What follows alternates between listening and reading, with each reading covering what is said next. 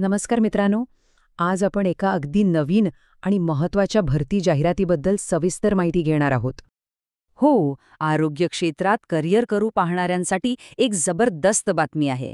ठाणे महानगरपालिकेने राष्ट्रीय नागरी आरोग्य अभियानांतर्गत एक नवीन भरती जाहीर केली आहे. तर ही संधी नेमकी काय आहे आणि यात काय काय महत्वाचं आहे? चला, एक एक करून सगळे डिटेल्स पाहूया. सगळ्यात आधी हे समजून घेऊया की ही भरती कशा अंतर्गत आहे.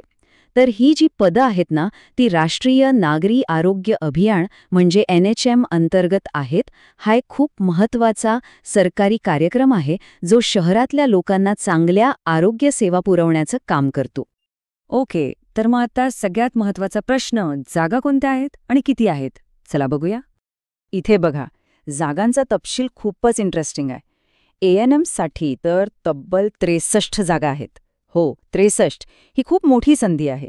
आणि GNM साठी सुद्धा महिलांसाठी 20 आणि पुरुषांसाठी 6 जागा आहेत. म्हणजे संधी सगळ्यांसाठीच आहे. आता जरा आणखी खोलात जाऊन बघूया. या टेबलमध्ये तुम्हाला प्रत्येक कॅटेगरीनुसार जागा कशा विभागल्या आहेत ते दिसेल.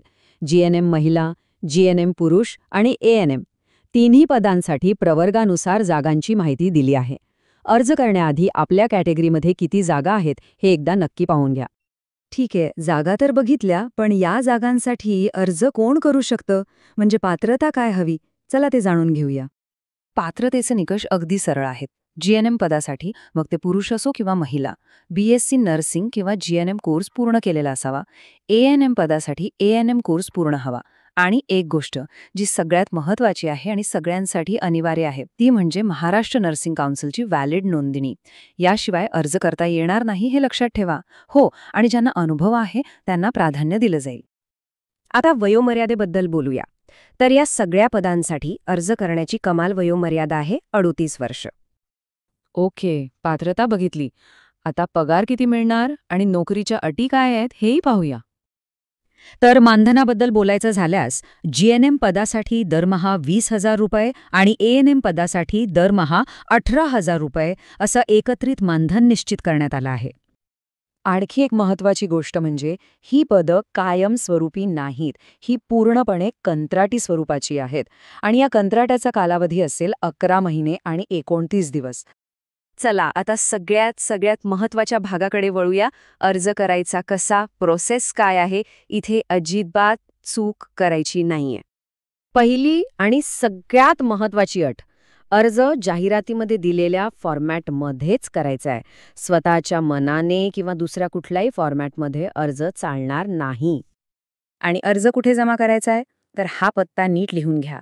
4था मजला, सार्वजनिक आरोग्य विभाग, ठाणे महानगरपालिका भवन, सरसेनानी जनरल अरुणकुमार वैद्य मार्ग, चंदनवाडी, 5 पाखाडी, ठाणे पश्चिम.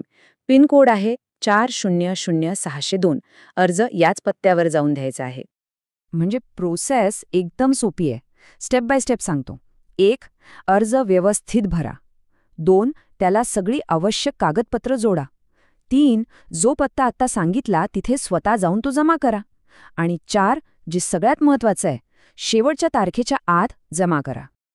आणि ही आहे ती सगळ्यात महत्त्वाची स्लाईड, तारखा. जाहिरात आली आहे 14 ऑक्टोबरला आणि अर्ज करण्याची शेवटची तारीख आहे 28 ऑक्टोबर 2025. पण थांबा, फक्त तारीख लक्षात ठेवून चालणार नाही, वेळही महत्त्वाची आहे. दुपारी 2 वाजेच्या आत अर्ज पोहोचला पाहिजे. पुन्हा सांगतो, 28 ऑक्टोबर दुपारी 2 वाजेपर्यंत. ही डेडलाईन चुकवू नका. तर मित्रांनो, ही होती ठाणे महानगरपालिकेच्या NHM भरतीबद्दलची सगळी महत्त्वाची माहिती. मला आशा आहे की तुम्हाला सगळं व्यवस्थित समजलं असेल. पण आरोग्य क्षेत्रातल्या संधी इथेच संपत नाहीत. खास करून DMER भरतीसारख्या मोठ्या आणि महत्त्वाच्या भरतीचे लेटेस्ट अपडेट्स तुम्हाला हवे असतात का? जर उत्तर हो असेल तर मग तुम्ही एक काम नक्की करा. आपल्या चॅनलवर एक खास प्लेलिस्ट आहे DMER लेटेस्ट अपडेट नावाची. ती नक्की बघा. तिथे तुम्हाला सगळे नवीन आणि महत्त्वाचे अपडेट्स एकाच ठिकाणी मिळतील. आणि हो, भविष्यात अशी कोणतीही भरतीची संधी तुमच्याकडून सुटू नये यासाठी आपल्या DMER महाराष्ट्र अकॅडमी या चॅनलला सबस्क्राईब करायला अजिबात विसरू नका. आम्ही तुमच्यासाठी अशीच महत्त्वाची माहिती नेहमी घेऊन येत राहू. भेटूया पुढच्या माहितीमध्ये.